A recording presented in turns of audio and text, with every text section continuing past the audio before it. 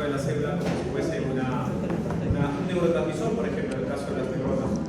Uno de los neurotransmisores que hemos visto hasta el cansancio, por ejemplo, es el GABA, el cual también se almacena dentro de las células neuronales presinápticas, y estas luego las van a liberar de acuerdo a las señales químicas que se reciban dentro de la célula. Ahora, un tipo de organela que va a desarrollar una función súper importante también dentro del cuerpo son las mitocondrias. Estas mitocondrias, como organelas dentro de las células, van a proveer gran cantidad de energía. Y eso es lo que vamos a observar aquí ahora sobre el metabolismo celular. Entonces, en la semana 7, sesión 19, vamos a 2 semanas, ya semana 9. Vamos a hablar sobre la clase de tipos de metabolismo celular, la glucólisis, qué cosa es la glucólisis, la respiración, tanto aeróbico como anaeróbico, y cómo estos procesos van a generar la energía que las células tienen, tanto células eucariotas como células procariotas.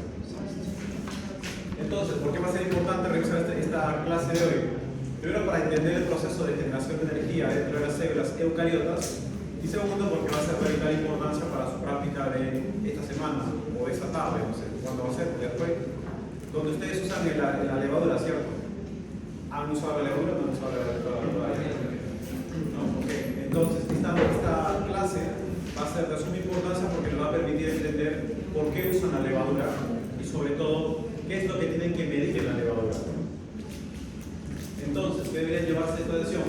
Diferenciar entre los procesos de respiración celular y fermentación, que son dos cosas bastante distintas, identificar las bases de la respiración celular y elaborar un balance energético, es decir, entender de dónde sale tanta energía y en qué parte en específico sale esa energía. ¿Por qué es importante entender esto? Porque la célula va a requerir de moléculas que a través del proceso metabólico se van a ir transformando en energía química para que pueda ser empleada por la célula. Ya en la parte del citoesqueleto hemos hablado de la contracción celular, ¿se acuerdan? De la contracción de los músculos y tal. Esa contracción muscular tiene que ver con energía, o sea, ATP, que se va a unir a las cabezas de miocina, ¿cierto? Se une y cambia la forma en la cabeza de miocina. Entonces, para que ustedes se puedan mover y por ende también contraer las células que tienen su cuerpo, las células musculares que tienen su cuerpo, necesariamente van a utilizar energía para cambiar la forma de esas cabezas de miocina, que son proteínas. Y esa energía debe provenir de alguna parte. Esa parte justamente son las mitocondrias. De ahí la gran importancia de esta organela. Ahora, si empezamos a hacer una comparación con las plantas, por ejemplo, las plantas no se ve que coman nada, ¿verdad? Se quedan quietitas nada más en un lugar, generalmente. Y ahí están verdes, viviendo, generando frutos, generando savia, generando caucho, por ejemplo, en el caso de las plantas que generan caucho. Pero se mantienen vivas. ¿Ellas de qué se alimentan? Se alimentan de sol, ¿verdad? Cuando hay sol, ellas toman esa energía del sol, o sea, los fotones, y la van a transformar en moléculas de carbono. Entonces, esas moléculas de carbono no son más que la glucosa, cosa que luego va a ser procesada por la misma planta, que es un ser vivo, para generar moléculas de ATP, de energía. Pero en nuestro caso, nosotros no usamos el sol para poder generar energía. Para poder generar energía, nosotros necesitamos de los alimentos, como las plantas, para captar, para robar los carbonos que ellas producen. Esos carbonos, que son las moléculas de glucosa en general, van a ser el combustible para que nosotros podamos generar energía dentro de nuestro cuerpo. Entonces, ¿cómo obtienen las células animales su energía? A través de la ingesta, la adhesión constante de moléculas de carbono, que son las que a las cuales le vamos a extraer energía. Las plantas, como ustedes ven hoy por hoy, un día soleado, van a extraer la energía a partir de los fotones de luz que llegan del sol. Esa energía la van a transformar y la van a unir a los carbonos y por lo tanto van a formar moléculas energéticas como la glucosa. Pero nosotros no podemos hacer eso todavía. Todavía digo, por ahí se puede hacer más adelante. Pero todavía no podemos hacer eso. Para poder realizar algo semejante necesitamos consumir papa, arroz, almidones, harinas y demás. Esas harinas tienen justamente carbonos que van a ser importantes para la formación de energía. Entonces, la célula se va a alimentar ¿de qué elemento? De un elemento de carbono, ¿cierto? ¿Cuál sería ese elemento de carbono? ¿Cuál es? Ácidos nucleicos. ¿Cuál es el elemento de carbono que se va a colocar? Se va a alimentar la célula, chicos y chicas. La glucosa, exacto, muy bien. La glucosa es el elemento de 6 carbonos que va a ser utilizado para que la célula pueda producir energía como tal. Entonces, la mitocondria justamente es el elemento que va a permitir que la energía sea procesada apropiadamente. Y estas mitocondrias, bueno, acá no se ve muy bien porque esto dejaría demasiado, pero acá había una imagen de una célula donde resaltaban mucho las mitocondrias en un tipo de microscopía de fluorescencia. Se le había dosado fluorocromos para que empiecen a brillar. Estos puntitos más o menos que se pueden ver acá son las mitocondrias que se encuentran en este tipo de células. Y estas mitocondrias, como ya vimos la semana pasada, también tienen varias características, entre ellas que tienen doble membrana, que son semiautónomas. ¿Qué significa que sean semiautónomas? Que tienen... ¿Por qué se le dice que son semiautónomas? ¿Cuál es la diferencia de ellos? ¿Cuál sería? ¿Quién dice? Lo voy a motivar de alguna forma para que veamos que sean autónomas.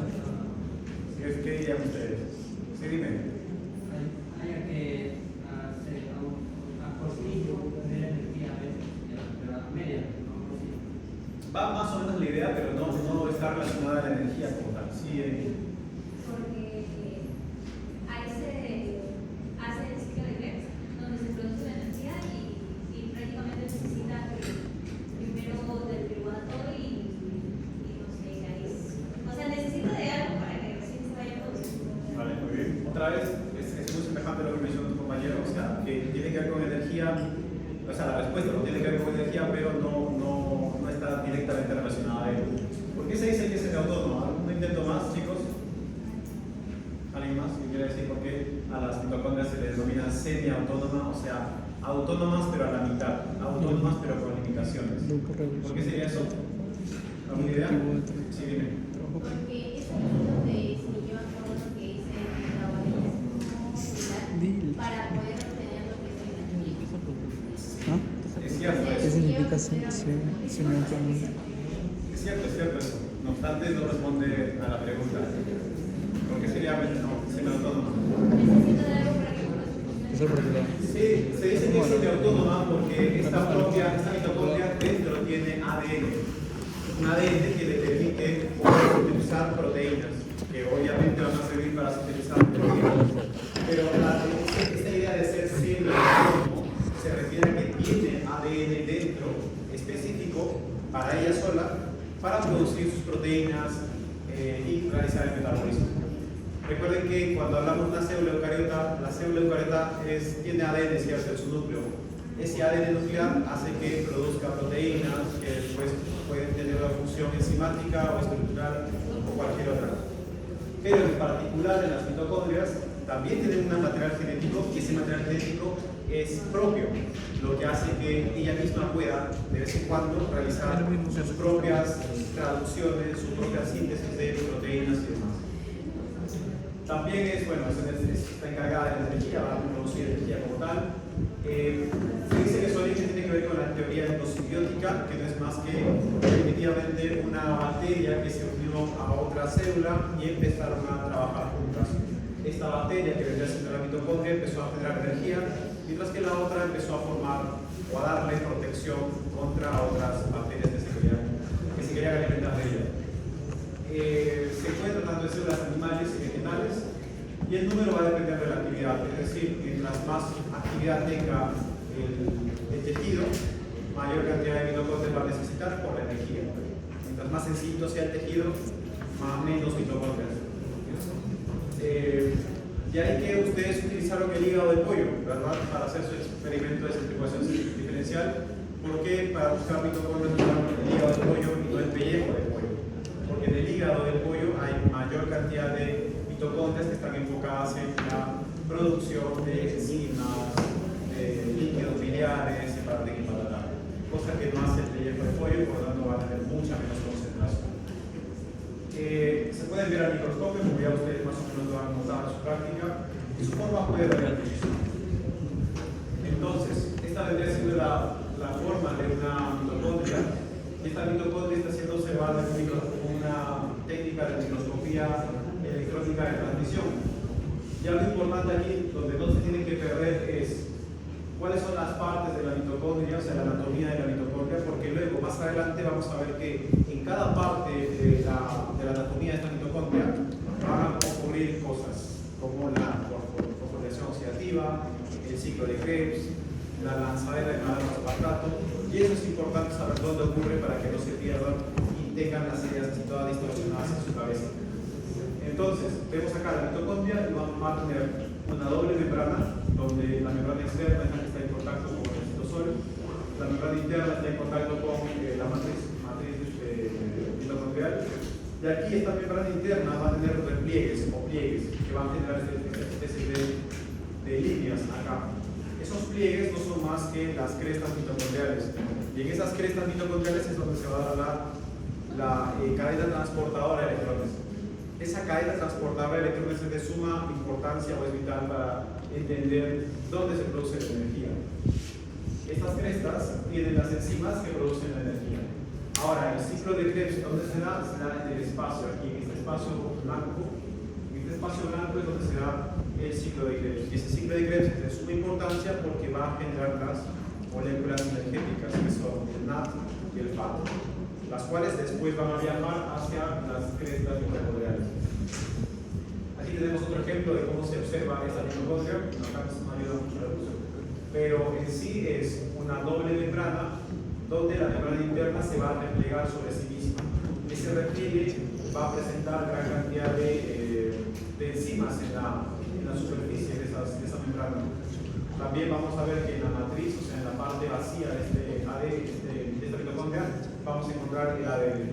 Este ADN es circular o lineal. ¿Qué dicen? Lineal o circular. ¿Qué dicen?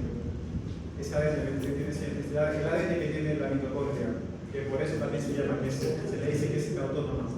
¿Será lineal o será circular? ¿Qué dice el público? ¿Lineal? ¿Sí? ¿Están seguros? ¿Están seguros que apostarían a cortarse un brazo? Sí. Se le harían sin brazo, porque en realidad es circular el ADN. El ADN de aquí es circular. Y es circular justamente porque se parece mucho a una bacteria. Y ahí que se plantea esta teoría de la endosimbiosis en la formación de la mitocondria.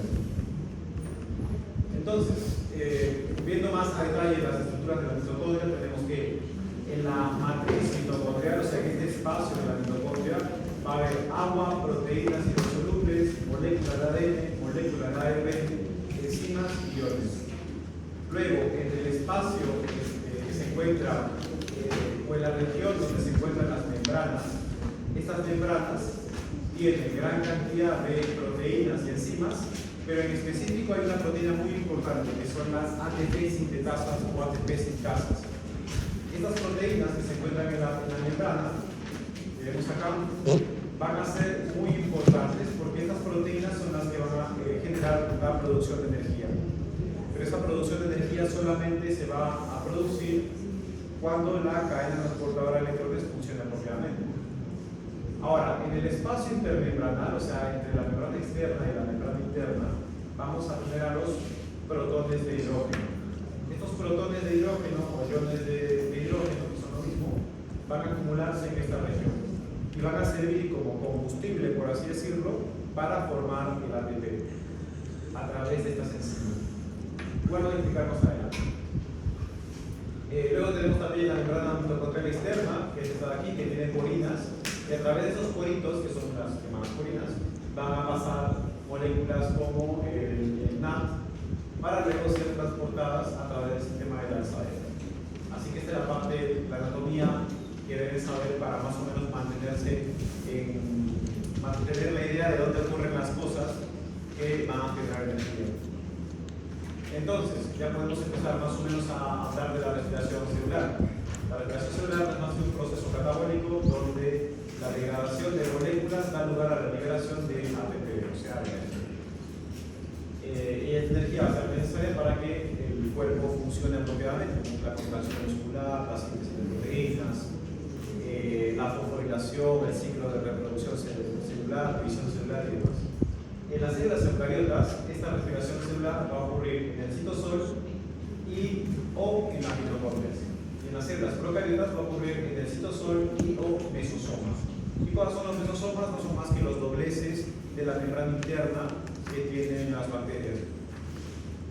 Entonces, a grandes rasgos, la respiración celular lo que busca es tomar una molécula de glucosa, o sea, estos carbonos, transformarlos en moléculas de piruvato, y en esa transformación lo que se va a generar son dos moléculas de ATP netos y también dos moléculas de NADH o NAD reducido con electrones.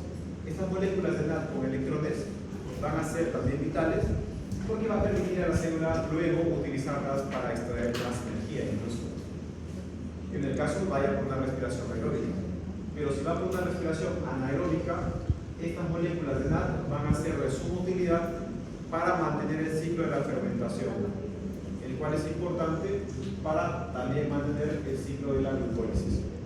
Entonces, repitiendo otra vez, la glucólisis no es más, la respiración celular no es más que un proceso donde la glucosa se rompe, se parte, se degrada en moléculas de piruvato, y esta a su vez va a generar dos moléculas de ATP y dos moléculas de NAD reducido. Ahora, eso genera dos moléculas de ATP, ya está ahí todo genial.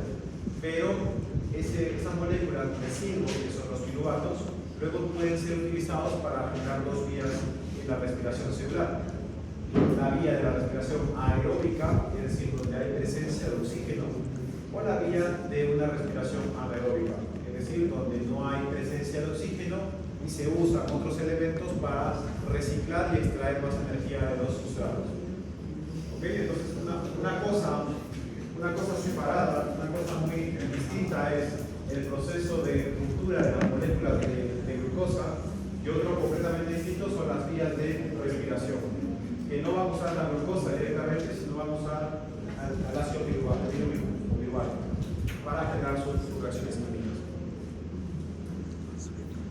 Ahora, tres moléculas muy importantes que ustedes deben mantener en cuenta o tener en cuenta siempre son la adenina trifosfato o adenina trifosfato, la nicotinamina adenina dinucleótido y la flavina adenina dinucleótido, o en corto ATP, NAD y FADH2.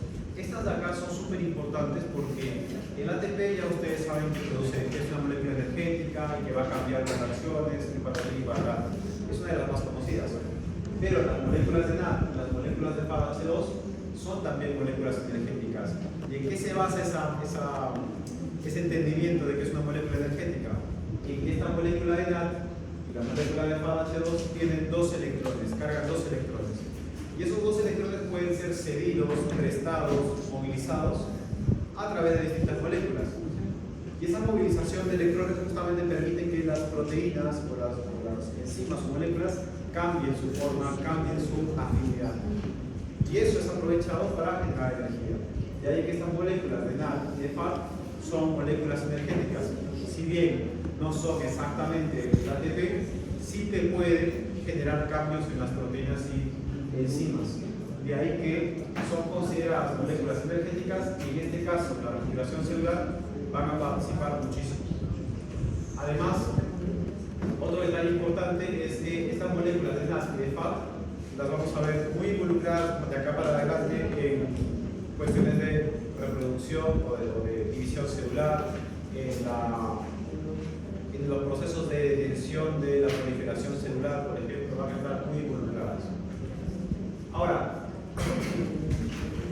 las moléculas de glucosa van a pasar por un proceso denominado glucólisis. La glucólisis, como indica el nombre, es la ruptura de la glucosa. Grupo hace referencia a la glucosa y lisis es la ruptura de esa glucosa. Y esta glucólisis lo que hace es tomar a una molécula de glucosa de 6 carbonos, aquí tiene 6 carbonos, 1, 2, 3, 4, 5 y 6, va a tomar una molécula de 6 carbonos que a través de una sucesión de reacciones químicas va a romperla en dos, por la mitad, por así decirlo. generando 3 carbonos y 3 carbonos.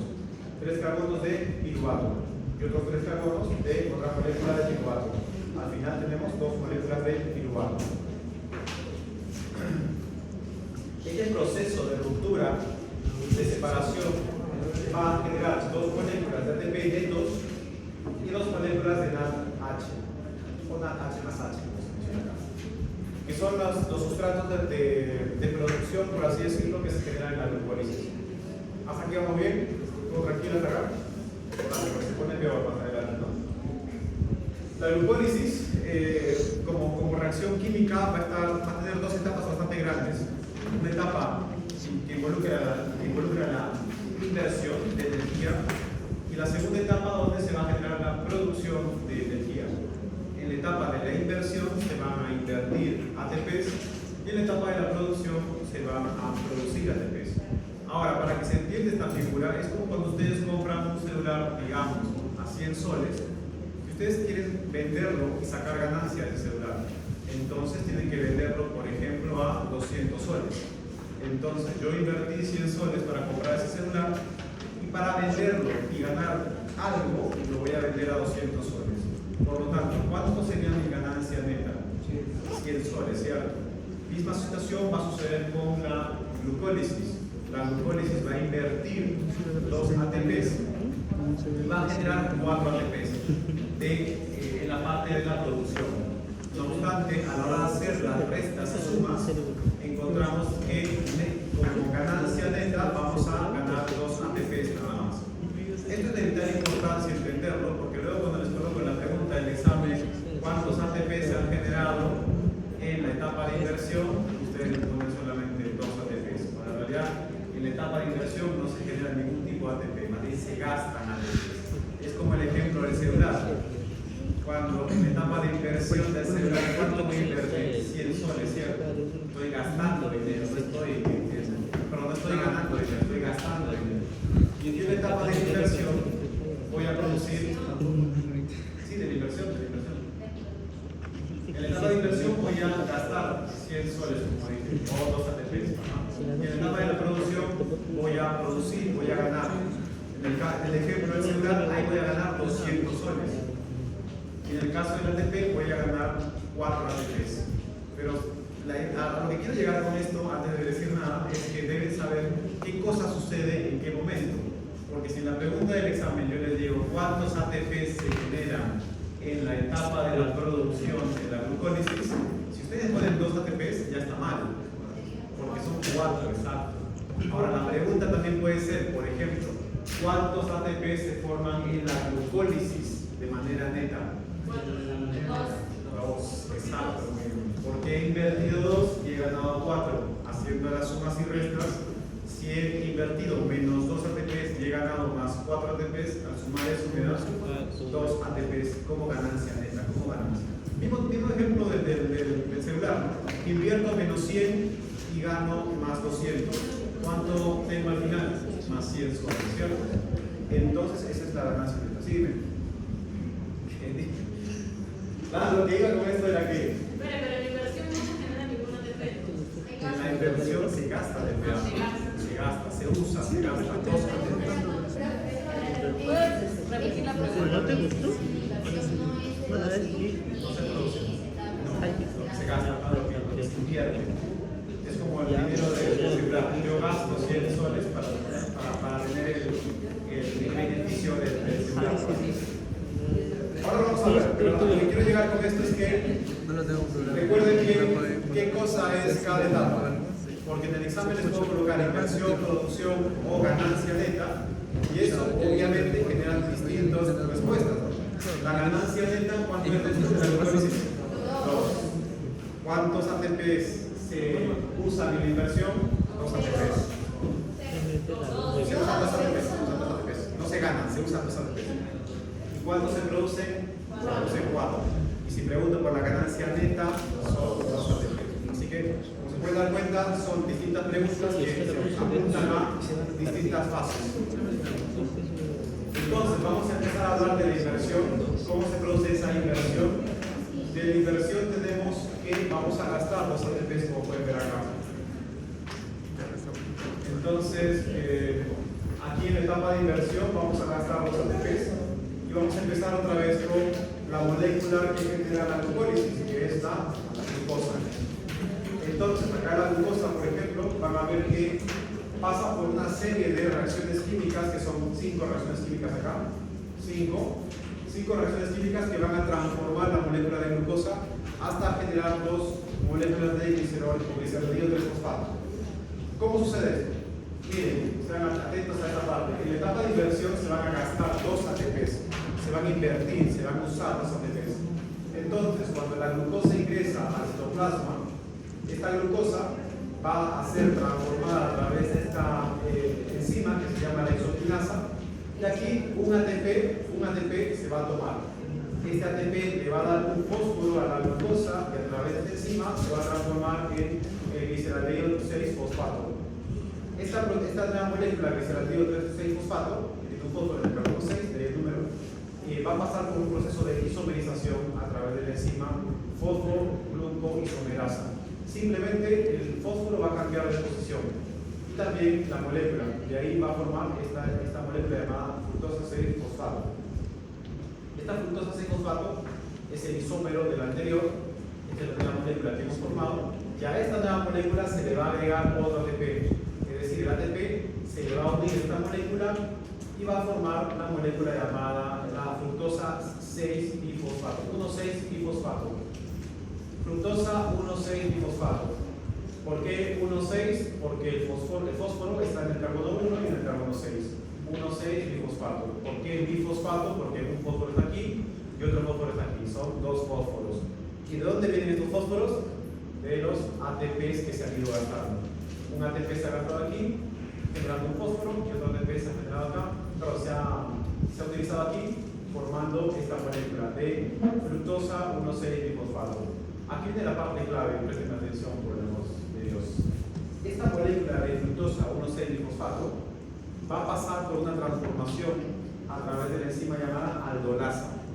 Esta aldolasa lo que va a hacer es romper esta molécula en 2.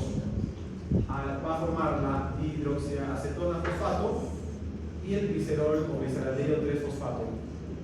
Se forman estas 2, pero ¿qué pasa? Que con esta molécula llamada dihidroxiacetona fosfato, esta de acá es muy inestable, entonces rápidamente va a cambiar a la molécula de gliceraldehído 3-fosfato a través de la enzima tiosa fosfato isomerasa.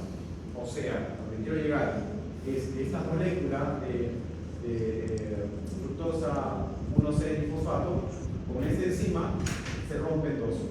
En la dihidroxiacetona fosfato viene el glicerol 3-fosfato.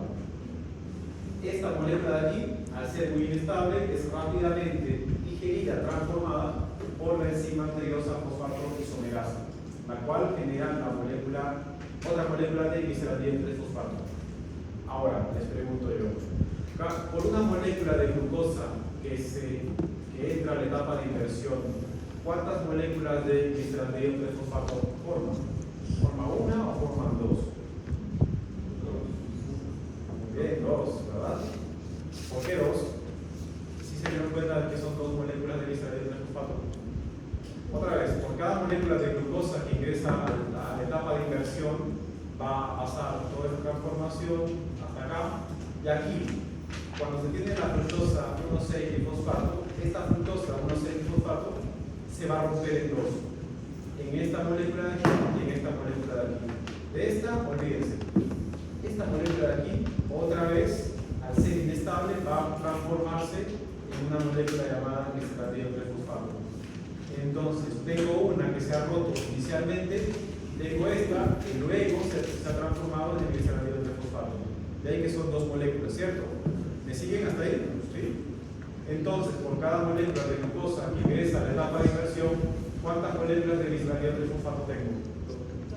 2 moléculas, ¿cierto? Ahora, empiecen a abstraerse. Imaginen que de pronto en una glucólisis, en la etapa de inversión, esta enzima falla. Esta de aquí falla. Esta falla ya no está más. ¿Cuántas moléculas de gliceraldehído 3-fosfato generaría? Solo una, ¿cierto? Ok. Después se fija para usar al final. Solo una. ¿Está bien? Entonces, si yo les pregunto en el examen final, que en la etapa de la inversión la enzima triosafosfato isomerasa es la que falla, ¿cuántas moléculas de glucosa, de glicerina de fosfato se van a formar? Solamente uno. Muy bien, hasta aquí vamos bien. Entonces, hasta aquí se entendió la etapa de inversión, de que una glucosa va a formar dos moléculas de glicerina de fosfato en condiciones normales. ¿Vamos bien hasta acá? Muy bien. Ahora, una vez que tenemos dos de estas aquí, vamos a pasar a la etapa de producción. Pero antes vamos a ver acá un pequeño gráfico de cómo se da la inversión. Miren, en la etapa de inversión tomamos a la glucosa, se le agrega un fósforo, se forma la glucosa 6-fosfato, se le agrega otro fósforo. Aquí está de manera gráfica. Y otro fósforo viene para acá. Se forma la glucosa 6-fosfato, viene el fósforo. Aquí está.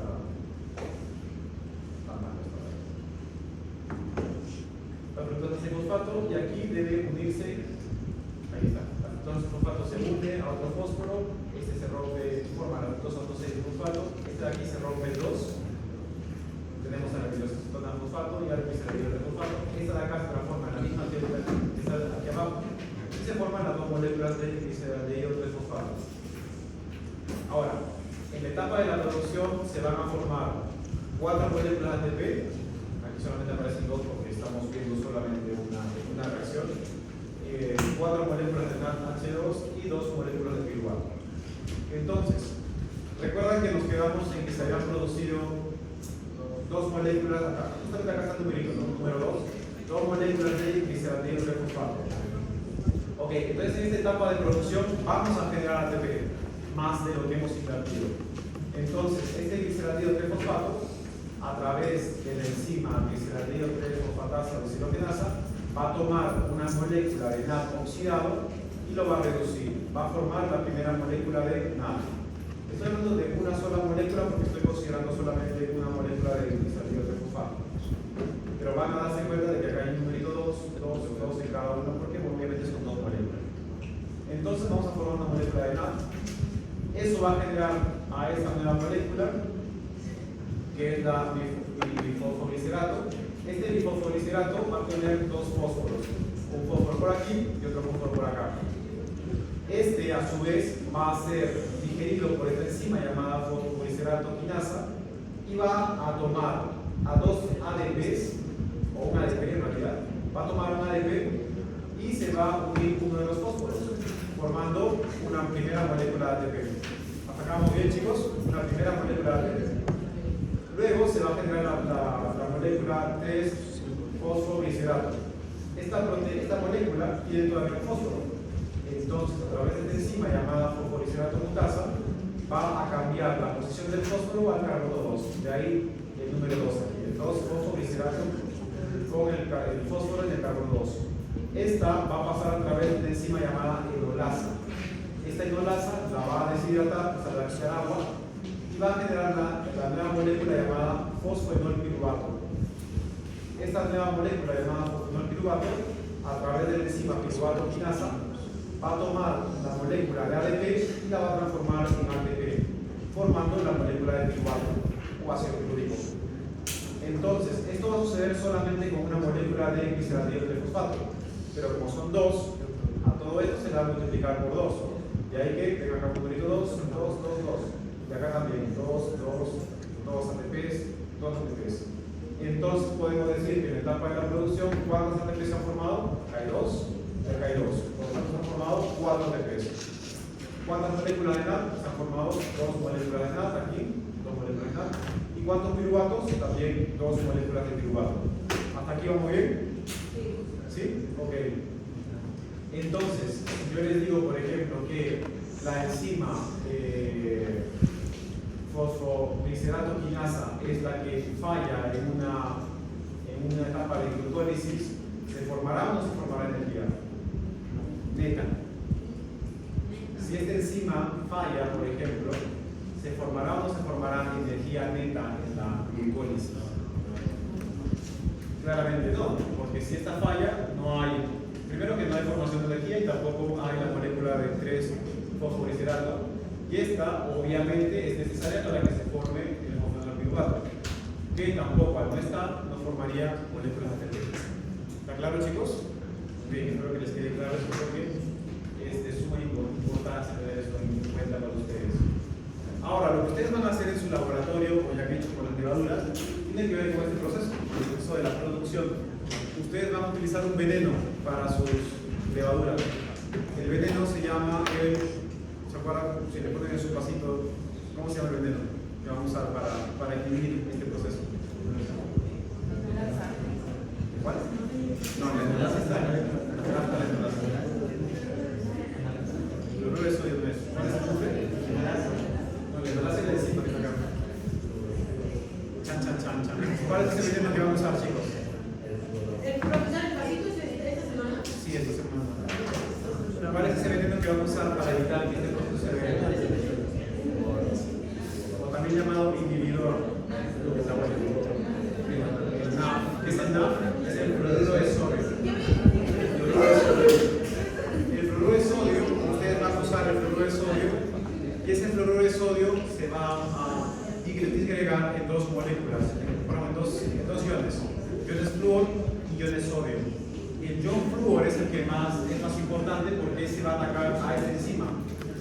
El flúor va a atacar directamente a esta enzima llamada lenolasa y al atacar a la lenolasa la va a inhibir.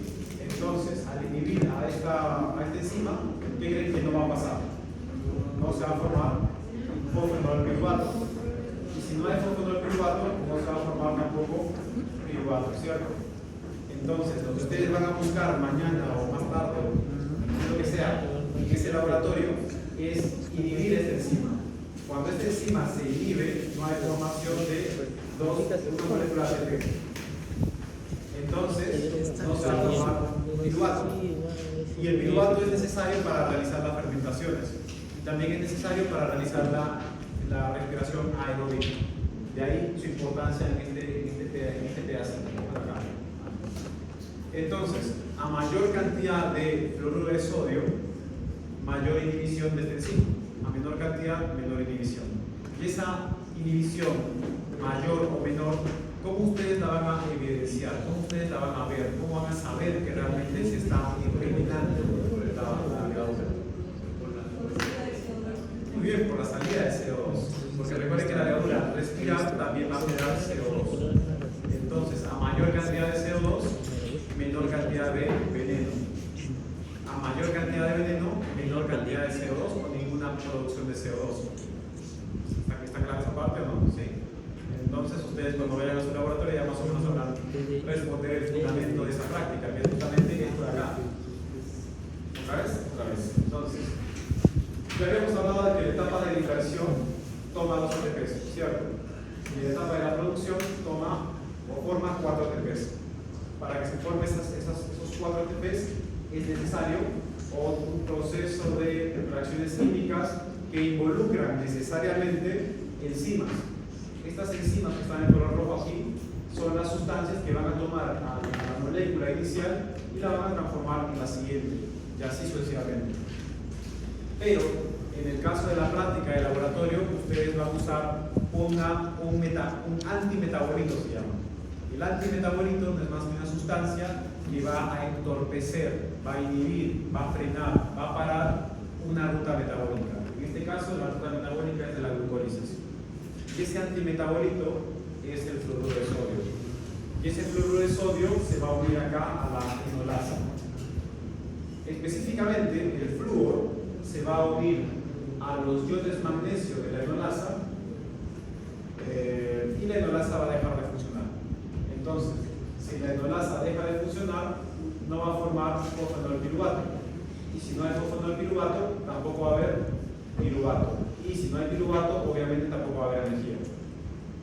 Entonces, al no haber energía y tampoco haber piruvato, la levadura no va a tener el sustrato para realizar la respiración aeróbica tampoco.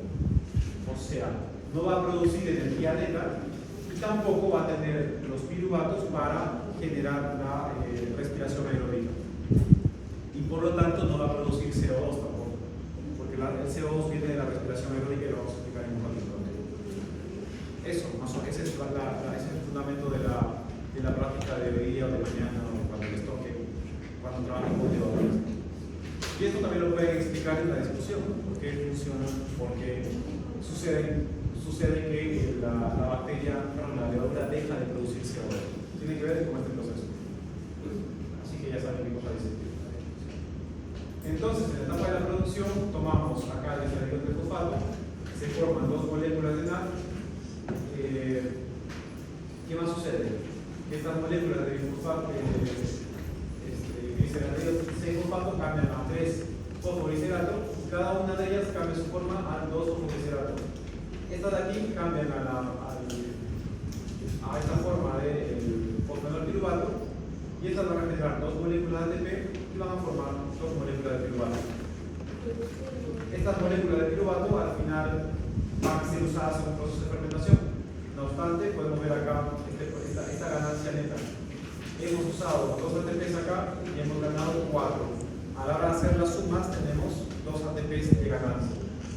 Y acá podemos ver que en la glucólisis tenemos las dos etapas, la etapa de la inversión y la etapa de la producción.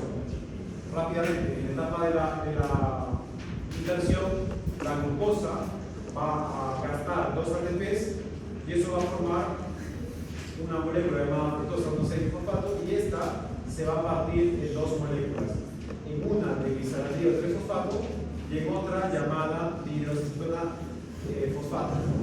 Esa dihidroxacetona a su vez va a cambiar la forma y va a transformarse en glicerido 3-fosfato otra vez, teniendo al final 2 moléculas de glicerido 3-fosfato.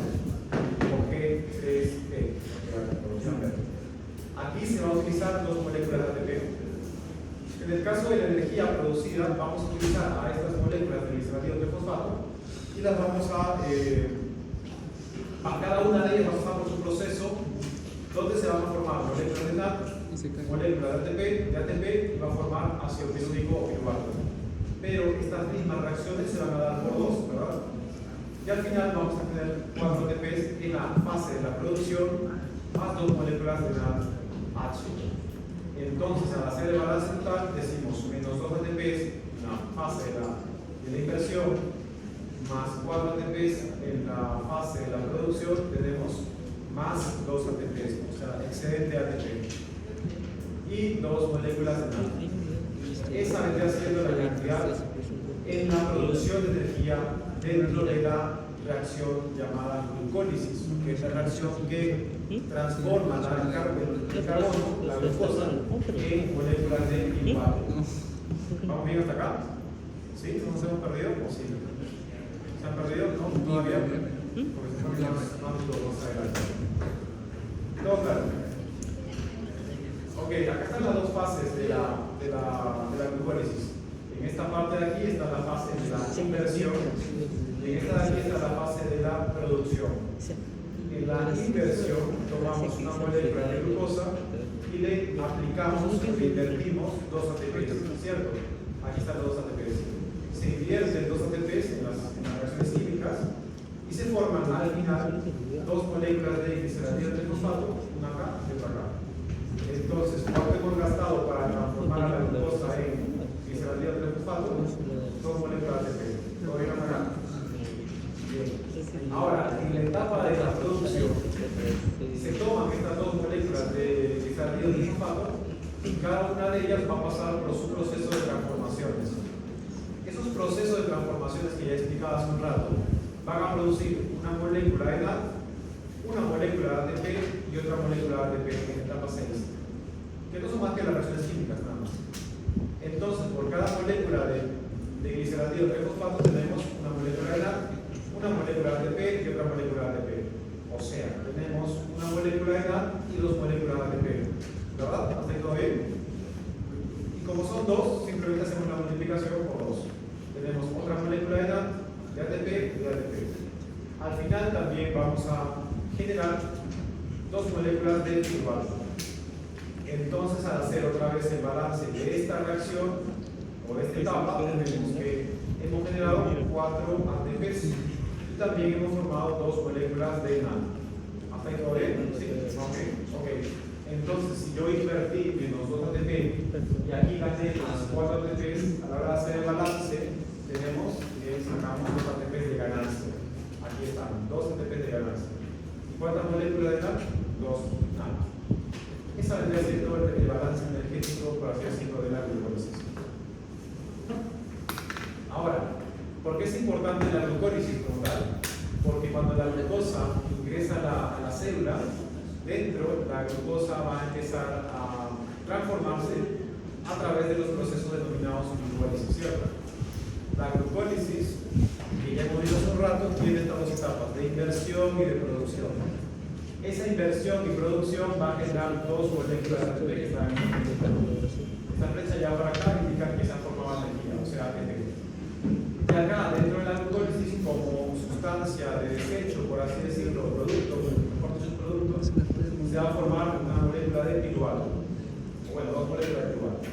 Estas moléculas de piruvato pueden ir por dos vías, una vía aeróbica y una vía anaeróbica. La vía aeróbica involucra que este piruvato ingrese a las mitocondrias y pase por el llamado ciclo de Krebs y posteriormente por la cadena transportadora de electrones. Eso va a generar que forme energía, más energía. Lo otro que puede hacer la célula es que el piruvato vaya por una vía de llamada fermentación. En este caso, la fermentación que está sucediendo aquí es una fermentación láctica.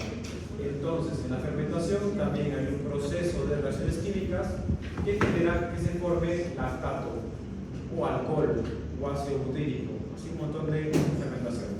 En este caso es la fermentación láctica. ¿Y por qué es importante esta fermentación?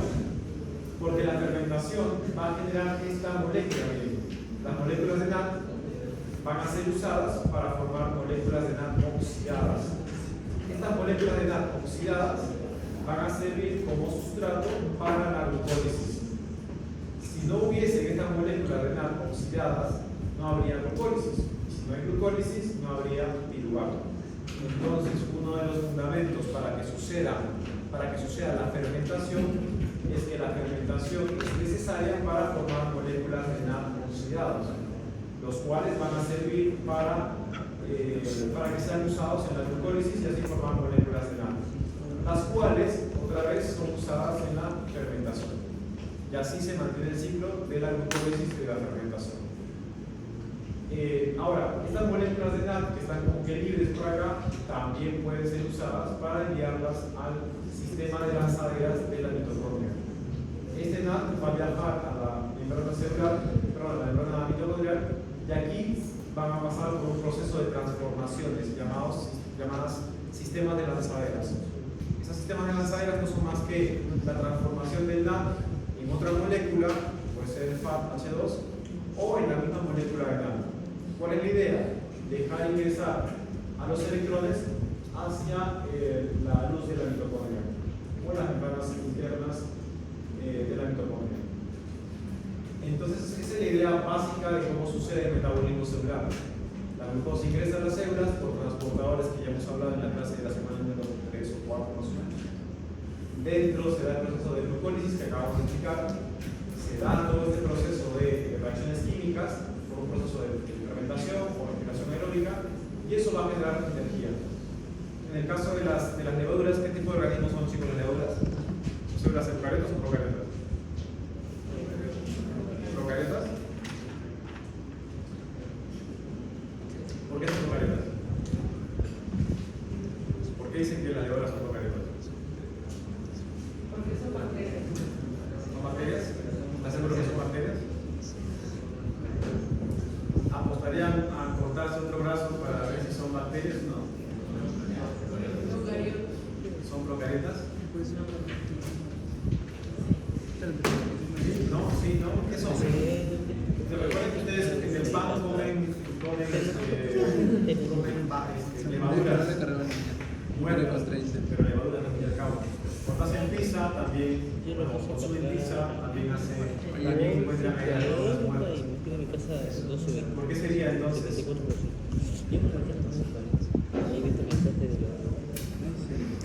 ¿Qué sería? ¿Son eucariotas o procariotas? ¿Qué más fácil? ¿Son procariotas? ¿Están seguros? En realidad son organismos eucariotas. Son hongos en realidad, son hongos. Como hongos tienen mitocondrias y tienen núcleo. Y estos hongos van a producir una respiración de tipo aeróbica y anaeróbica. Las levaduras van a realizar primero una fermentación alcohólica para producir CO2 y una respiración aeróbica también para producir CO2. Y es justamente lo que ustedes van a medir mañana o más tarde en su laboratorio, la producción de CO2. Entonces, para que ustedes vean que la levadura está viva, van a colocarla con agüita caliente y un poco de glucosa, creo, la van a quitar y la van a dejar por un rato ahí, media hora en baño María. Y al rato van a ver cómo va a empezar a formar CO2. Ese CO2 no es más que la indicación de que la levadura está realizando un proceso metabólico, está respirando, está viviendo. Pero cuando ustedes le agreguen el veneno, que es el fluoruro de sodio, ya la levadura no va a dejar de hacer eso, justamente porque le están rompiendo, le están deteniendo las vías metabólicas, las rutas metabólicas. Entonces, esta vendría a ser la respiración aeróbica, un proceso donde primero pasamos por la glucosa, pasa por un proceso de glucólisis, se forma el ácido pirúvico, se forma energía también, y este ácido pirúvico, piruvato, va a ingresar a la mitocondria y dentro va a haber presencia de oxígeno y a su vez va a pasar por un ciclo llamado el ciclo de Krebs, o ciclo de los ácidos cítricos, o ciclo de los ácidos tricarboxílicos.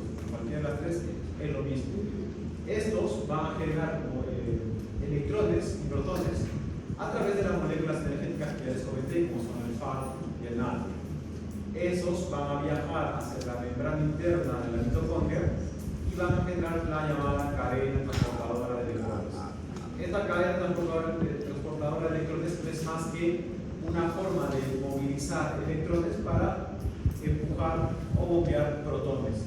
Esto es algo así como cuando ustedes han jugado con imanes, tal vez en su infancia, han jugado con imanes y han visto cómo el polo negativo atrae al polo positivo, ¿verdad? O sea, lo dejan a una distancia tan cercana que entre ellos se pegan, ¿verdad? Eso sucede aquí también. Los electrones se mueven y ese movimiento de los electrones genera un bombeo de los protones. O sea, la carga negativa de los electrones genera el movimiento de las cargas positivas de los protones. Y eso es importante para formar energía a través de la gradiente de concentración que yo les voy a ir comentando. Y estos electrones que al final se mueven por la membrana van a tener que ser neutralizados. Porque si estos electrones se quedan ahí, van a generar una reducción o una oxidación de sustancias en la membrana. Y no es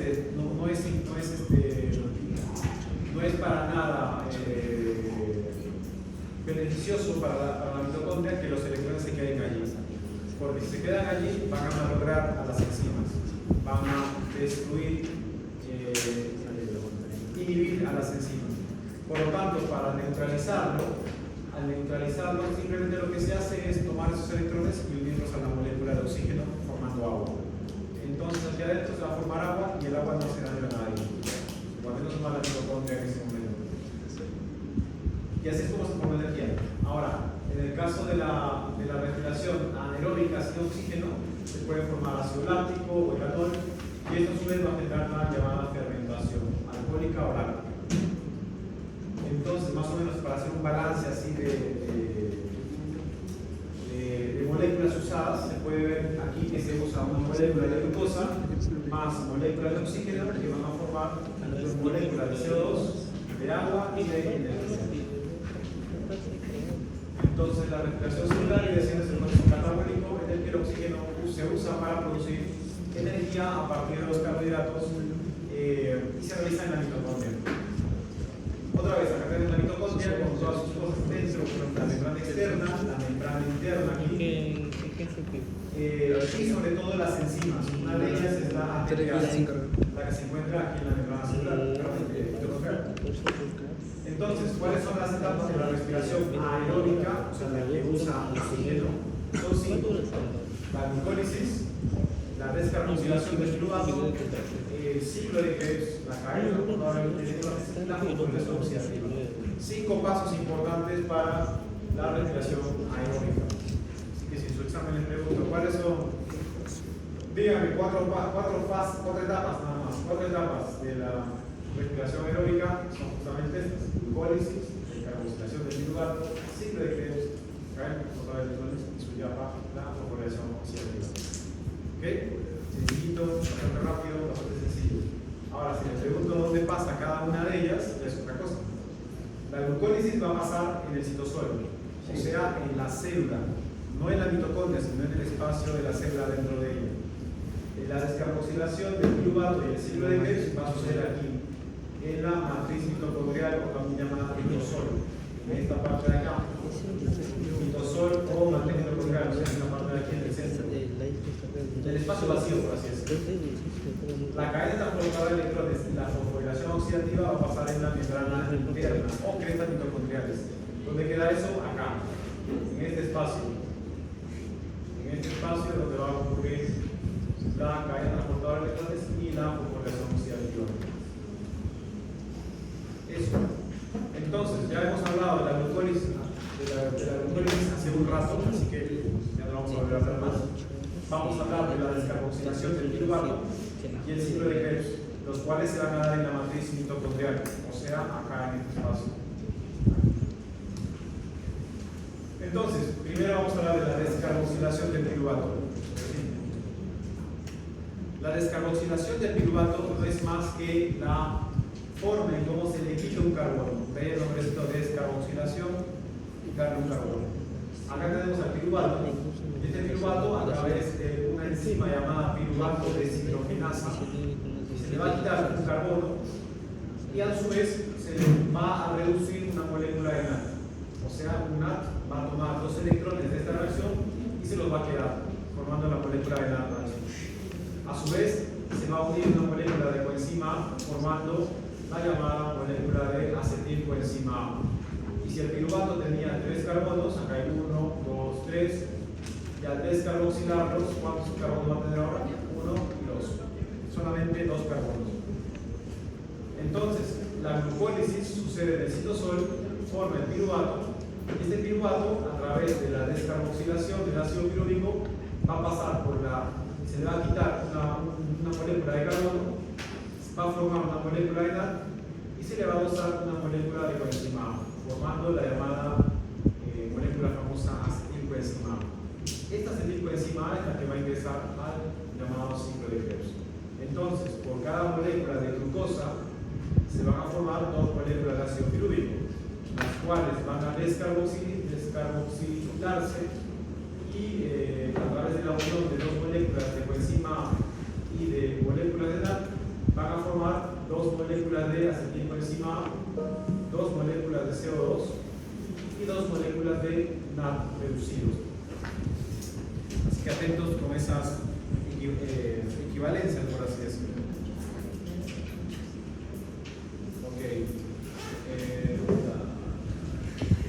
Luego, la siguiente reacción tiene que ver con el ciclo de Krebs.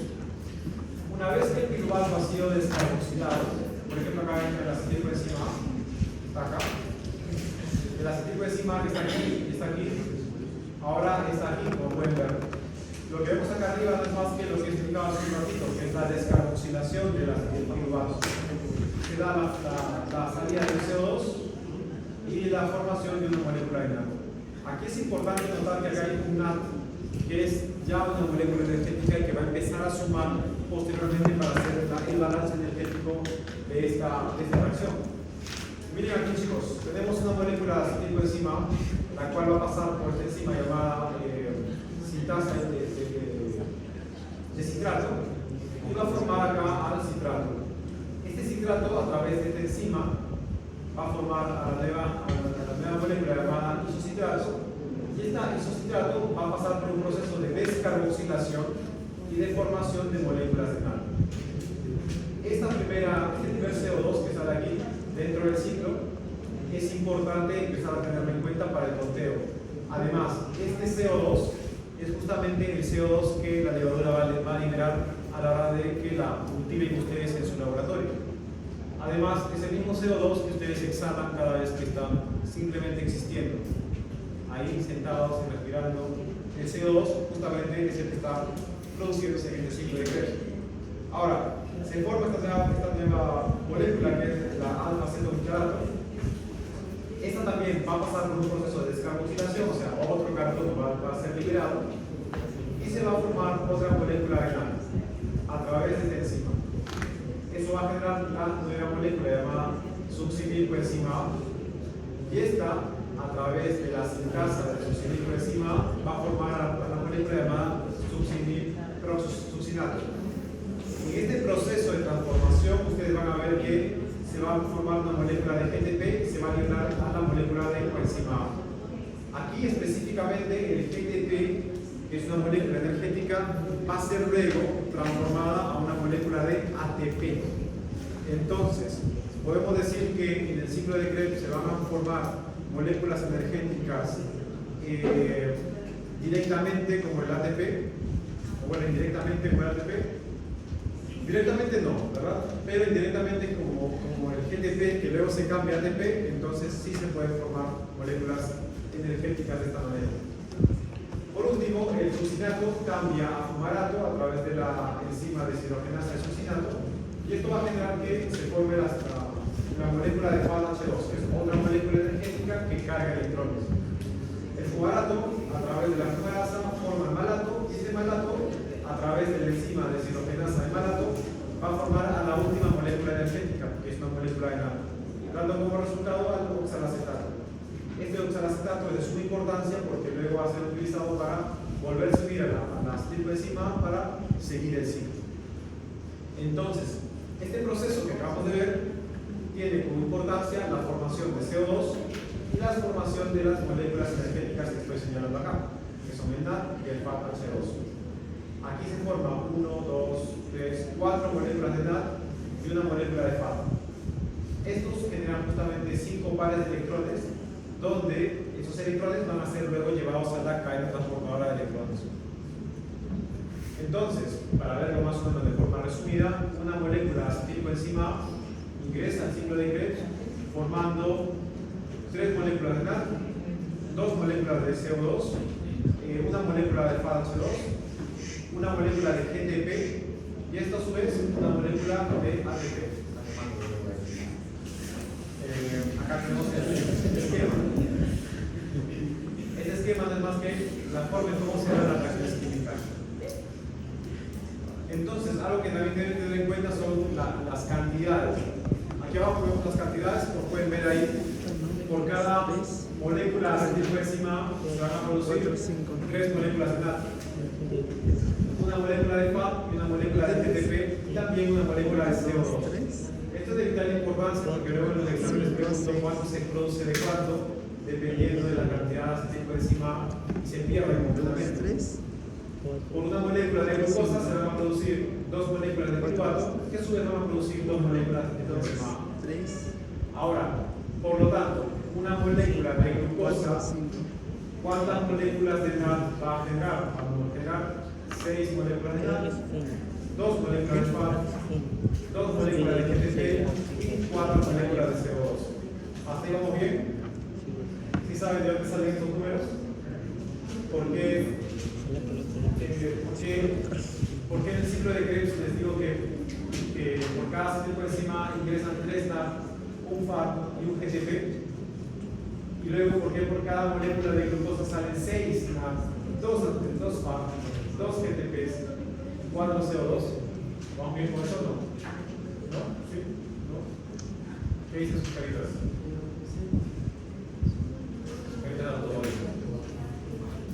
Está claro, ¿verdad? O sea, igual de todos modos repasen esta parte si no les ha quedado claro, o si les ha quedado claro, podemos seguir. Si no, díganme y lo volvemos a explicar nuevamente. Si no, la van a tener difícil más adelante en el examen. El examen final. Sigue bien.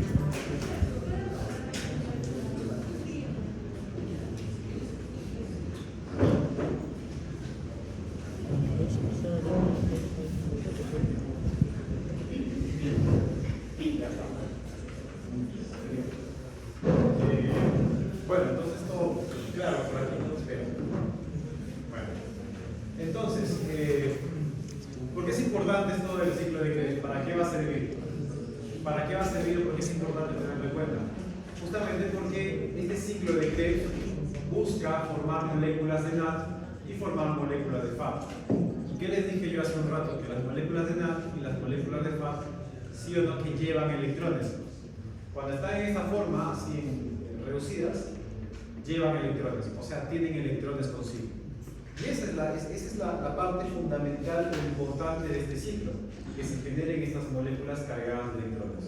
¿Por qué? Porque estas moléculas van a ir luego a la cadena transportadora de electrones. ¿Y por qué se llama cadena transportadora de electrones? Porque aquí es donde se van a movilizar los electrones que tienen las moléculas de NAD y la molécula de FAD. O sea, esta membrana interna de la mitocondria, y aquí se van a encontrar enzimas.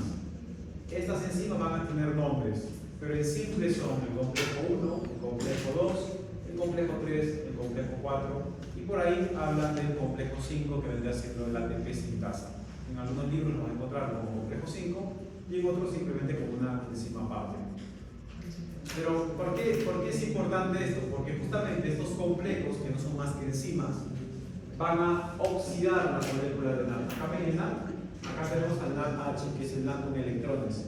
Ese NAD va a llegar a esta enzima y se va a oxidar. ¿Qué significa eso? Que va a perder sus electrones. Y acá el chiquitito puede ver los electrones. 2 electrones se les va a quitar al NAD. Cuando se le quitan esos 2 electrones, se va a quedar oxidado. Y estos 2 electrones van a viajar por la proteína, o sea, la enzima. Ese movimiento de los electrones por esta proteína va a generar que los protones se muevan de la región de la matriz hacia el espacio intermembranal. Esto es como cuando ustedes juegan con los imanes. Cuando ustedes colocan los imanes muy cerquita, estos se van a pegar, ¿cierto? Generando una atracción. Lo mismo va a suceder acá. Los electrones se mueven y ese movimiento genera que se bombeen 2 protones por cada electrón que se encuentra en la matriz. Salen 2 protones acá. Como son 2 electrones, entonces van a salir 2 más. 4 protones. Ahora, esos protones se van a ir acumulando en el espacio intermembranal, aquí afuera.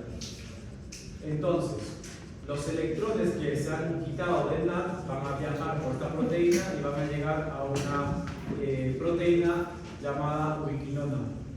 La ubiquinona, cuando recibe esos electrones, va a cambiar de nombre y va a pasar a llamarse ubiquinol. Es un tema de nombres nada más. Este ubiquinol cargado de electrones va a llevar esos electrones al complejo número 3. Simplemente está pasando los electrones de una mano a otra mano. Entonces, estos electrones pasan al ubiquinol y el ubiquinol los va a mandar al complejo número 3. En el complejo número 3, este complejo no puede recibir los electrones de a 2, los recibe solamente de a 1. Por lo tanto, esta ubiquinona va a dar ese electrón por una vez y luego va a regresar y va a volver a darlo por una segunda vez, o sea, 1 por vez, por así decirlo.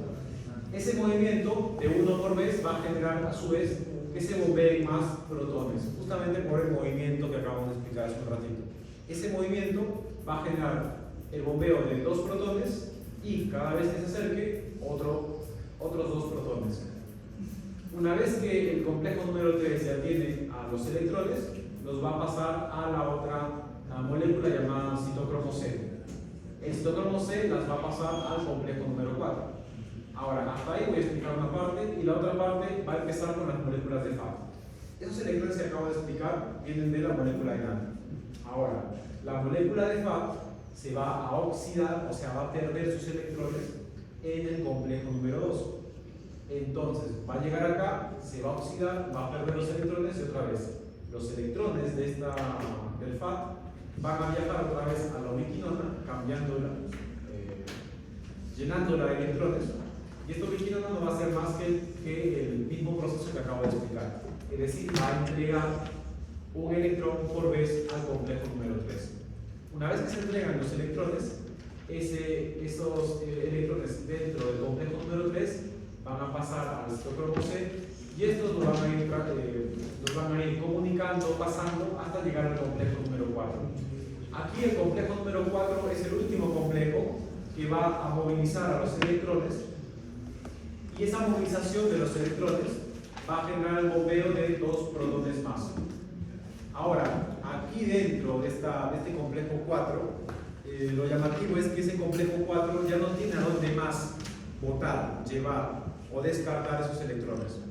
Pero los electrones no se pueden quedar en la membrana, porque si se quedan allí van a empezar a malograr a otras proteínas, van a desnaturalizar a otras proteínas o van a inhibir a otras enzimas. Por lo tanto, no tienen que estar ahí. Entonces, lo que hace el complejo número 4 para botarlos, para mandarlos al desvío, por así decirlo, es unirlos a una molécula de oxígeno.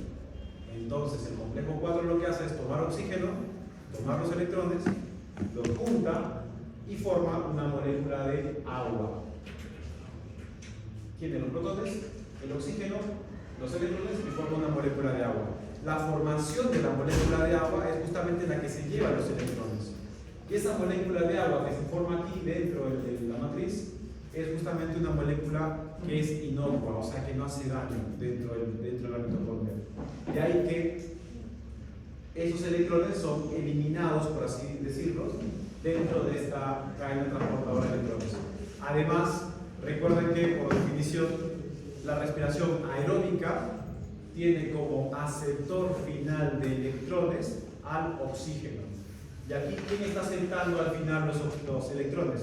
El oxígeno, formando agua. Entonces, en una respiración aeróbica, justamente el aceptor final de electrones, o sea, el que se lleva los electrones, viene siendo la molécula de oxígeno que forma agua. Esa viene siendo la función de esta cadena transportadora de electrones. Pero ahora ustedes se pueden hacer la pregunta, ok, tenía moléculas de FAD que tenían electrones, moléculas de NAD que tenían electrones, pasaron por esta cadena, todo bien, movilizaron los electrones, se oxidaron, todo bien, y ahora se ha formado agua, pero el agua no es energía, es agua. ¿Dónde está la energía? ¿Por qué se movilizan los electrones? ¿Y la energía dónde está? ¿Dónde queda? La energía justamente se va a formar a partir de esta gradiente de concentración. ¿Se acuerdan que por cada vez que se movían los electrones se bombeaban protones? Ese bombeo de protones genera que aquí haya mayor cantidad de protones, o también dicho iones hidrógeno, que en esta región, ¿cierto? Entonces, sí o no que se ha formado la llamada gradiente de concentración, donde aquí adentro, aquí en el espacio intermembranal, hay mayor concentración de protones que en la matriz mitocondrial. Entonces, esa gradiente de concentración justamente tiene la fuerza para generar un movimiento. Y ese movimiento lo va a generar en la ATP sintetasa, que es justamente la molécula que va a generar el ATP. Entonces, hasta aquí, ¿para qué sirvió el NAD y el FAD? Para generar una gradiente de protones. Esa es la finalidad de las moléculas de NAD y de FAD. Generar una gradiente de concentración, más protones en el espacio intermembranal con respecto a la matriz mitocondrial. Y esa gradiente de protones va a servir como fuerza para formar ATP. Entonces, acá es lo mismo que explicaba hace un rato sobre cómo se movilizan los electrones. Y acá tenemos a la proteína llamada ATP sintetasa o ATP sintasa. Esta ATP sintetasa o ATP sintasa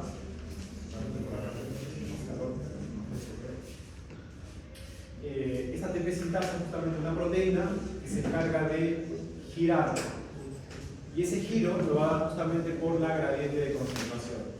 Es decir, va a haber mayor concentración de protones en la región intermembranal y menor concentración de protones en la región de la matriz. Esta capsulita que vemos acá no son más que las unidades alfa y beta de la proteína. Y en estas unidades alfa y beta, que son las unidades catalíticas, se va a dar la formación de la ATP. Entonces, todo este proceso que vemos acá no es más que el proceso que acabo de mencionar, y rápidamente lo voy a volver a repetir. Tenemos acá el ciclo el acetilco de enzima A, que entra al ciclo de Krebs. Aquí dentro del ciclo de Krebs se van a formar moléculas de NAD y moléculas de FAD, que son, como ya les comenté, moléculas energéticas, ¿cierto? Estas de aquí van a ir directamente hacia la membrana interna de la mitocondria y van a pasar por el complejo número 1 o el complejo número 2. En el complejo número 1 llegan los NAD y al complejo número 2 llegan los FAD, generando la entrega de los electrones. Esos electrones se entregan y se movilizan por estas proteínas, y esa movilización genera el bombeo de protones. Los electrones se mueven por aquí y generan la movilización de los protones. Al final llegan al complejo número 4 y aquí se vuelven a mover más protones, pero a su vez se forman moléculas de agua. Aquí viene la parte que falta agregar de este proceso de respiración aeróbica, que en esta parte externa tenemos una gran cantidad de iones de hidrógeno, o que es lo mismo protones. Y estos protones que están en esta parte de acá van a generar una gradiente de concentración con respecto a los pocos protones que se encuentran en la matriz. Esa gradiente de concentración va a hacer que en la proteína llamada ATP sintasa o sintetasa, o también llamada complejo 5 en algunos libros, se genere un canal ¿para qué? Para que esta enzima transporte a los protones y en ese transporte se genere un movimiento mecánico y a su vez la formación de ATP. Básicamente aquí en esta parte del complejo se va a formar ATP, pero para que este ATP funcione, suceda, sí o sí tiene que haber una gradiente de concentración. Sin la gradiente de concentración, esta enzima que forma el ATP no va a funcionar. Así que para que haya esa gradiente de concentración, sí o no que tiene que haber una cadena de electrones que genere el bombeo de los protones hacia la región intermembranal. ¿Vamos a empezar siguiendo? Nos perdimos. Aquí, esta región interna, la región intermembrana está llena de protones. Pero esos protones, ¿quién los genera? ¿No los genera el movimiento de los electrones por este lado? Entonces, para que haya electrones, sí o no que tiene que haber moléculas de NAD, de NAD y de FAT reducidos. ¿Y esos NAD y FAT de dónde vienen? Vienen del ciclo de Krebs. Y para que haya ciclo de Krebs, ¿qué molécula tiene que aparecer? La acetilcoenzima. Y para que haya acetilcoenzima, ¿qué tiene que haber? Piruvato, ¿cierto? Y para que haya piruvato, ¿qué es necesario formar antes, o tener antes? Una glucólisis, una molécula de glucosa, carbono. Y es así como se da ese proceso. O sea, la formación de energía no se da por la utilización directa de la glucosa, sino por una forma indirecta de aprovechamiento de los sustratos. ¿Se dan cuenta? Es bastante indirecta la forma en cómo se forma el ATP, no es directamente la formación. Y eso sucede en las mitocondrias. Voy a colocarles un video para que puedan ver esa parte, no sé si se grabado. Vamos a ver si se puede notar. Si no se nota, pues mal asunto. Pasamos. Pero vamos a ver. Con algo de suerte pueden ver eso.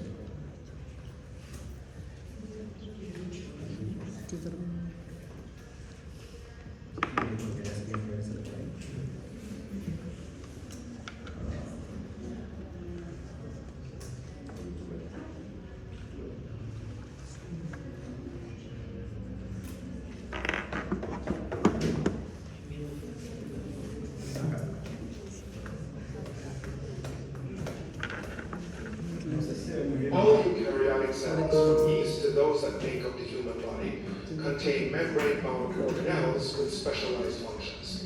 ¿En inglés? ¿Pueden ver en inglés? ¿O lo traduzco también?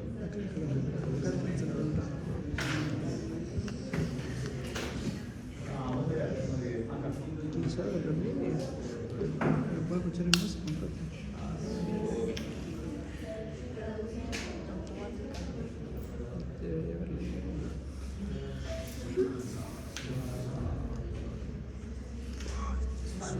Chondria are double membrane organelles that harness most of the energy that cells need to grow and reproduce.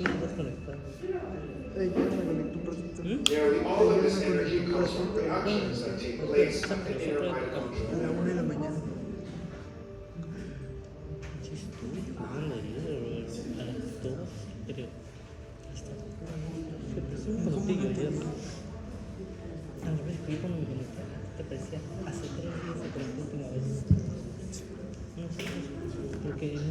Ok, por ejemplo, ustedes ven, también. Esta es la membrana interna de la mitocondria. Key roles of this membrane is to act as a barrier to positive charge. Y acá ustedes pueden ver la gradiente de concentración. Hay estos puntitos amarillos, no son más que los protones. Aquí. Y acá abajo hay más protones. Entonces se genera una gradiente de concentración. Those called protons. Voy a comprarle. Voy a apagar la voz porque la verdad es concentrada la voz. Entonces, esa esta es justamente la forma en cómo se mantienen las moléculas. Acá está el espacio intermembranal y acá está la matriz. En la matriz hay menos protones y en el espacio intermembranal hay más protones. ¿Qué va a pasar acá? Que vamos a encontrar unas moléculas que son justamente las ADP sintasa, que son estas de acá, las cuales van a formar el ATP.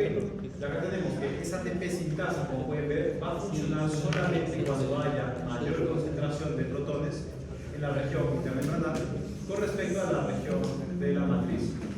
Y ese movimiento de los protones a través de esta proteína va a generar que las unidades catalíticas formen moléculas de ATP que están acá, en verde, azul. Entonces, para que se forme ATP es necesario utilizar o que use una molécula de fósforo inorgánico más una molécula de ADP. Genera este proceso. Entonces, básicamente los protones pasan por esta región de la proteína, la hacen girar, y ese giro, ese cambio en la proteína genera que las unidades catalíticas puedan unir un fósforo más una ADP. Y acá pueden ver ustedes la fluidez de los protones de la región intermembrana hacia la región de la matriz extracelular. Ahora, ¿qué pasa? Como ya les dije, si hay algún fallo en las enzimas y estas enzimas no generan el transporte de los protones, de los electrones, entonces la concentración de protones tanto en la región interna de la matriz como en la región de la intermembrana van a ser iguales. Y si ambas regiones son iguales en concentración de protones, ¿habrá o no habrá movimiento? Claramente no va a haber un movimiento, porque el movimiento solamente sucede a favor de la gradiente de concentración. Eso es lo que se ve acá en este ejemplo. Entonces, acá se ve bloqueado el paso justamente porque las concentraciones son semejantes entre ellas, no va a haber ningún tipo de movimiento. A su vez, hay otros complejos, como ya les comenté, el complejo número 4, el complejo número 2, el complejo número 3, el complejo número 4, que son 1, 2, 3, 4. Cada uno de ellos va a movilizar a estos electrones que vemos acá, y los electrones van a generar el bombeo de los protones. Como pueden ver acá, los protones van bombeando hacia la parte de la membrana interna. Entonces, justamente para que se dé ese bombeo, tiene que haber estos pequeños electrones. Estos electrones vienen del NAT, que viene por acá, se oxida, libera los electrones y estos se van movilizando de un lado a otro para llegar al complejo número 4. Y así sucesivamente. Ahora, vamos a parar acá.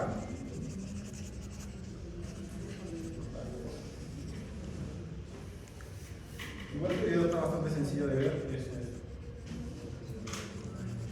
Lo pueden encontrar como electron transposition.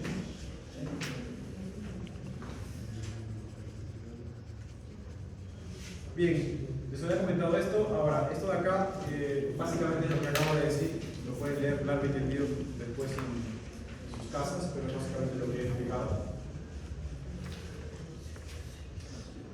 Lo que es para el NAT y esto de aquí es para el NAT. Ahora, algo sí importantísimo de esto es que ustedes sepan cuántas moléculas de ATP va a formar el NAT. El NAT forma 3 moléculas de ATP y el FAT forma 2 moléculas de ATP. Esto es súper importante porque luego cuando hacemos el conteo de los electrones, perdón, de la energía producida, esto entra mucho allá. Entonces, en la respiración aeróbica, y más o menos recapitulando las fases que tiene la respiración aeróbica, tiene que ver con la glucólisis, donde la glucosa se forma piruvato y también moléculas de ATP. A su vez, el piruvato ingresa por un sistema de transporte formando el acetil coenzima A. Esta entra al sistema de Krebs, o ciclo de Krebs, forma las moléculas de NAT y de FAT, estas viajan a la cadena por electrones y a su vez generan la gradiente de concentración de protones. Esa gradiente de concentración luego obtiene la fuerza para activar a la ATP sintasa o ATP sintetasa que genera el ATP. Esa es la idea principal de la respiración aeróbica. Ahora, en la glucólisis también se forman moléculas de NAT que no van a entrar directamente a la mitocondria. Para que puedan ingresar principalmente los electrones, van a utilizar la llamada lanzadera. Puede ser lanzadera de glicerol fosfato o lanzadera de malato aspartato. Acá en este caso se utilizaba la lanzadera de glicerol fosfato y ya formamos moléculas de FAT2, las cuales otra vez viajan a la membrana interna y esto genera otra vez, o genera también la gradiente de protones. Entonces, para ver más o menos cómo suceden las cosas, acá tenemos una imagen donde se muestra que la glucólisis, que es una de las etapas de la respiración, se forma, bueno, a partir de una glucosa se forman 2 piruvatos más 2 moléculas de NAD más 2 ATPs. ¿Dónde sucede esto? En el citosol. La descarboxilación del piruvato, a partir de 2 piruvatos se forman 2 moléculas de tipo enzima A, 2 NAD y 2 CO2. ¿Dónde sucede eso? En el mitosol. El ciclo de Krebs también sucede en el mitosol, donde a partir de 2 moléculas de tipo enzima A se forman 6 NAD, 2 FAT-H2, 2 ATPs y 4 CO2. Y por último, la cadena transportadora de electrones y la fosforilación oxidativa. Todo ello, que es justamente la forma en cómo se transportan los electrones, van a formar 3 moléculas de ATP por cada NAD que ingresa a la cadena y 2 moléculas de ATP por cada molécula de FAT que ingresa a la cadena transportadora de electrones. Entonces, para hacer un balance, vemos este detalle, que en la glucólisis, en el citosol, se van a formar 2 ATPs netos más 2 moléculas de NAD. Si estas moléculas de NAD pasan por un sistema de lanzadera, que puede ser, por ejemplo, el malato aspartato, van a formar 6 ATPs. ¿Por qué 6 ATPs? ¿Qué me dices tú? ¿Por qué acá 6 ATPs? Se acá hay 2 NAD. ¿Por qué 6 ATPs? ¿Qué me dice?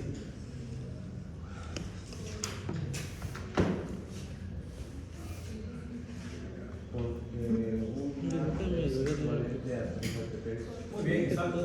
Un NAD equivale a 3 ATPs, ¿cierto? 3 ATPs por 2 son 6 ATPs. Así es, sí, está muy bien. Entonces, en el caso de la respiración como tal, vemos como el ácido pirúvico, que se está formando en el tipo de enzima A, va a generar una molécula de NAD. Una molécula de NAD vale 3 ATPs, ¿cierto? Entonces acá tenemos 3 ATPs. Pero como son 2 ácidos pirúvicos, o sea, 2 es el tipo de enzima A, va a ser multiplicado por 2 y ahí tenemos 6 ATPs. ¿Sí? ¿Vamos bien? En el ciclo de Krebs se van a generar una molécula de GTP que luego es canjeada por ATP, 3 moléculas de NAD. Recuerden que cada NAD vale 3 ATPs, entonces son 3 por 3, 9. Pero como son 2 ciclos, por 2 son 18, ¿cierto? Una molécula de FAT, pero recuerden que el FAT-H2 equivale a 2 ATPs, entonces sería 2 por 1, 2. Y eso, como son 2 ciclos, genera 4 ATPs. Al sumar todo, nos va a dar 38 ATPs de energía neta por cada molécula de glucosa. Es un montón, ¿no? Si lo comparamos con el ATP que se genera de una glucólisis, que son solamente 2, ¿cierto? Ahora, pueden ser 36 o pueden ser 38. ¿De qué depende que sean más o que sean menos? De la... ¿qué sería? De la glucosa. No tanto por ahí, sino depende de la mitocondria y su sistema de lanzadera. Si tiene una lanzadera llamada glicerol fosfato, va a perder energía, va a generar 38 ATPs. Si tiene una lanzadera de malato aspartato, entonces no va a perder mucha energía y va a generar unos 38 ATPs. Ahora vamos a ver en detalle qué cosa es esa cosa llamada lanzadera. ¿Por qué se le dice lanzadera? Entonces, una lanzadera que hace perder energía a la célula es la lanzadera de glicerol fosfato. Esta lanzadera de glicerol fosfato, ¿cómo sucede? Sucede que básicamente las lanzaderas no son más que formas en cómo se transforma o caminos en cómo se transforma una misma molécula para transportar o trasladar a los electrones de una región a otra. En este caso, por ejemplo, vemos como en esta lanzadera de glicerol fosfato, estas moléculas de NAD que están en el citosol no van a poder pasar por la membrana externa ni la membrana interna de la mitocondria. Entonces, para que los electrones del NAD puedan pasar, lo que se hace es transformarla usando una molécula de hidroxistonafosfato. Entonces, ¿qué va a pasar? Básicamente, esta hidroxistonafosfato se une al NAD, le roba los electrones y se transforma en glisaldehído 3-fosfato. Este glisaldehído o glisaldehído 3-fosfato puede pasar por un proceso de transportadores a través de la membrana externa Y en la membrana interna de la mitocondria, este glicerol 3-fosfato se va a unir a una enzima que está aquí abajo, que es la deshidrogenasa de gliceraldehido fosfato. ¿Y qué va a pasar aquí? Que este glicerol que tiene los electrones le va a ceder los electrones a esta enzima, y esta enzima se los va a dar a una molécula llamada FAT oxidada y la va a transformar en FAT-H2. Y acá tenemos otra vez a la molécula de FAT-H2 en la membrana interna. Ahora acá viene el chiste justamente. No es un chiste, pero la idea. El NAT, ¿cuántos ATP valían? 3 ATP, ¿cierto? Los electrones han sido movilizados por aquí y por acá y al final se ha formado una molécula de FAT. ¿Cuántos ATP vale el FAT? 2. Vale 2. Entonces, siendo que teníamos inicialmente 3 y ahora teníamos 3 ATPs y ahora tenemos 2 ATPs, sino que hemos perdido un ATP en la transformación. ¿Verdad que sí? Entonces, si hemos perdido un ATP acá y el proceso de glucólisis genera 2 moléculas de NAD, también hemos perdido acá otra molécula de ATP, o sea, serían menos 2 ATPs. Por lo tanto, cuando hacemos el conteo, ya no tendríamos acá en la glucólisis 6 ATPs, sino solamente 4 ATPs, ¿cierto? Entonces, al hacer el conteo, al final tendríamos 36 ATPs y no 38. ¿Sí vamos bien con la idea de las lanzaderas o nos perdimos? ¿Estamos bien? O sea, si les pongo a explicar la lanzadera, el barato apartado, el glicerol fosfato del examen, más o menos que lo pueden hacer. ¿No? Vale, voy a explicar con un plumón mejor. Voy a tratar de explicar acá cosas, a ver si sale mejor la idea.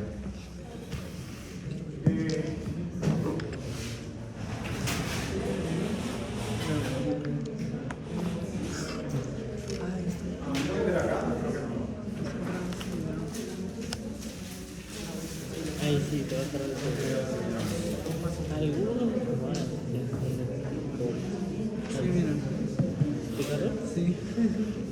¿Sí pueden ver el dibujo bien? ¿Sí pueden ver esta proteína de acá? Digo, esta molécula. Esta de acá es la hidroxacetona fosfato. Esa hidroxacetona fosfato se va a unir a esta molécula de acá. ¿Sí lo ven? Ok, cuando se unen ambas, van a formar la llamada molécula de glicerol 3-fosfato. Esta molécula de glicerol 3-fosfato va a pasar por un transportador hacia el espacio intermembranal de la mitocondria. Entonces, cuando pasa, se va a unir a esta enzima llamada deshidrogenasa de glicerol 3-fosfato. Vamos a ponerla de fosfato.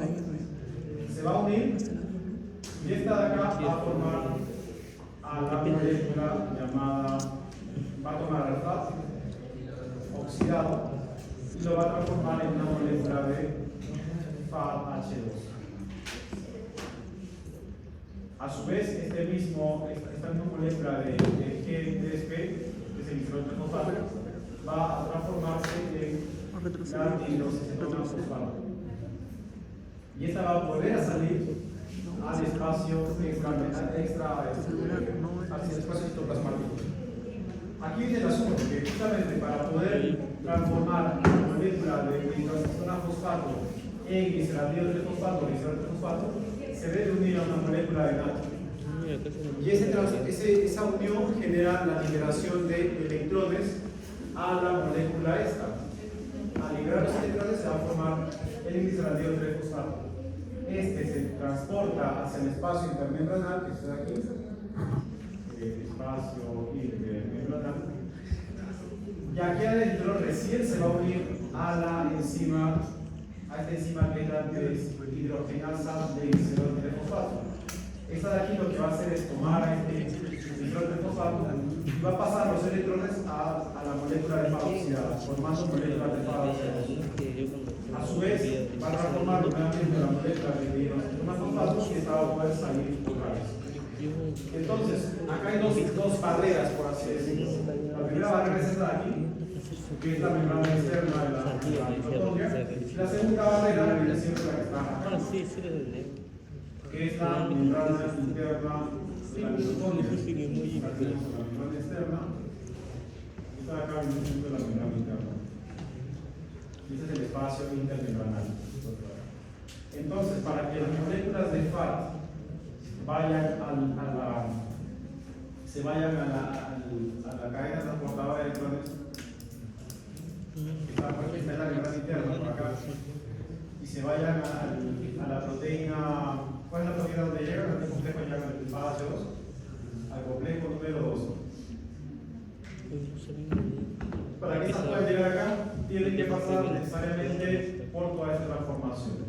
Es decir, las moléculas energéticas de NADH2 que se encuentran en el citoplasma, para que puedan ingresar a la mitocondria, no hay ningún tipo de transportador que los haga ingresar de manera directa. Entonces, para que puedan ingresar aquí a la cadena transportadora de electrones, lo que se hace es un intercambio de electrones en distintas moléculas. El NAD le pasa los electrones a esta molécula, transformándolo en el 3G. Esta pasa a través de la membrana externa. Esta de aquí se une a esta enzima y a través de la reducción del FAT se transforma al FAH2. Esta recién puede ir a la cadena transportadora de electrones, que es justamente el complejo número 2, donde otra vez va a perder electrones. Esta de acá va a llegar por aquí, va a perder sus electrones, y estos electrones otra vez van a viajar a través del complejo número 4, número 3, número 1 y demás. De ahí su importancia. La importancia no es más que la movilización de los electrones del NAD hacia el FAT. Ahora, la pregunta aquí importantísima es, inicialmente tenía moléculas de NAD, ¿cierto? ¿Cuánto valían el NAD? Valían 3 ATPs. Y al final, ¿cuántos se han formado? Se han transformado en moléculas de FAT, que valen 2 ATPs. ¿Sí o no que hemos perdido energía? Hemos perdido un ATP de energía. No es mucho, pero hemos perdido un ATP de energía. Y esta molécula de NAD, por cada glucosa, ¿cuántas moléculas de NAD se forman? Una molécula de NAD. Una glucosa se va a formar una molécula de NAD. Una molécula de NAD. ¿Cuántas por cada glucosa?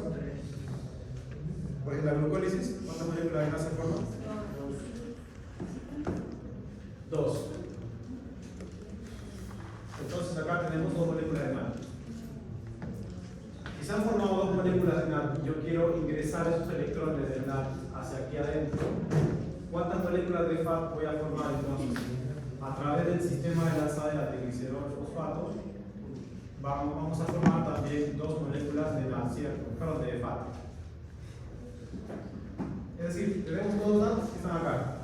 Ingresa un NAD y forma un FAT. Va el otro NAD, ingresa, forma otro FAT, ¿cierto? Entonces los 2 NAD van a formar también 2 FAT. No obstante, ¿cuántas moléculas de ATP forma una molécula de NAD? 3 ATPs. Entonces son 3 por 2, vienen siendo al final aquí 6 ATPs, ¿cierto? Pero para hacer este tipo de lanzadera, vamos a tener acá, ¿cuánto vale cada FAT? Vale 2 ATPs. Entonces 2 por 2 viene siendo, pongo acá, 4 ATPs. Entonces el sistema de glicerol fosfato va a tomar 6 ATPs y los va a transformar en 4 ATPs, siendo que estamos perdiendo 2 ATPs allí. Entonces, a la hora de hacer el conteo de electrones que se hace aquí en la glucólisis, ya no vamos a formar no vamos a formar 6 ATPs, como está acá, sino vamos a formar solamente 4. Entonces, aquí ya no sería 6, sino sería 4. Si aquí es 4, hacemos el conteo, sumamos todo otra vez, y ya no tenemos 38, sino tenemos 36 ATPs. Entonces, puede ser 36 o 38 ATPs dependiendo del sistema de lanzadera. Si la lanzadera es de glicerol fosfato, entonces se van a formar solamente 4 ATPs en la glucólisis, formando 36 ATPs en total. Pero si se trata de pero si no hay, no se usa la lanzadera de glicerol fosfato, sino la de malato aspartato, que vamos a ver más adelante, los mismos NAD van a formar la misma cantidad de ATP, o sea, van a formar 6 ATPs. Y eso a su vez va a formar las 38 ATPs totales que forman una molécula de de glucosa. ¿Vamos bien hasta acá? ¿Se entendió más o menos o no? Bien, entonces vamos a parar acá porque yo creo que ya está en el momento de comer algo. Nos vemos a las 2:10 para empezar el seminario.